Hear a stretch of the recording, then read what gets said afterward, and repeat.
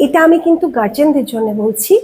অনেক ছোট্ট শিশুদের আমার কাছে এসছে অনেক সমস্যা নিয়ে, যেমন খুব ছোট্টবেলা থেকে ব্লাড সুগার, ডায়াবেটিস, এই ধরনের একটা রোগ যেটাকে বলা হয় জুভেনাইল ডায়াবেটিস, সেরকম পেশেন্ট কেউ যদি থাকে, বা খুব ছোট্ট মেয়ে যে শ্বাসকষ্টে ভোগে, কন্টিনিউয়াস তার একটা অ্যালার্জিক কাফ, বা কন্টিনিউয়াস তাকে ইনহেলার নিতে হয়।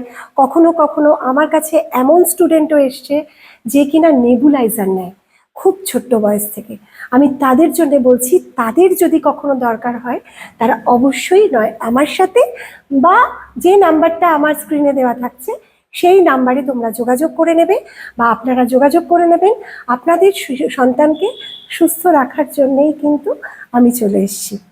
আপনারা কিন্তু প্রতি মুহূর্তে আমায় পাবেন, যে কোনোভাবে যে কোনো প্রান্তে থেকে আপনারা কিন্তু আমার সাথে যোগাযোগ করতে পারেন। এবং আমি যে কথাগুলো বললাম সেই কথাগুলো প্রত্যেকটা খেয়াল রাখবেন। জুভেনাইল ডায়াবেটিস, জুভেনাইল থাইরয়েড, বা ছোট্টবেলা থেকে শ্বাসকষ্ট, এগুলো কিন্তু খুব ক্রনিকে দাঁড়িয়ে গেলে সেটা কিন্তু খুব কষ্টদায়ক। আপনার চোখের সামনে আপনার সন্তান অসুস্থ হবে, এটা কখনোই কাম্য না। তাই আমি এবার প্রতিদিন প্রতিনিয়ত আপনাদের সঙ্গে যোগাযোগে থাকব, এবং আপনারা স্ক্রিনে দেওয়া যে নাম্বারটা থাকছে সেই নাম্বারে আপনারা কিন্তু যোগাযোগ করতে পারেন।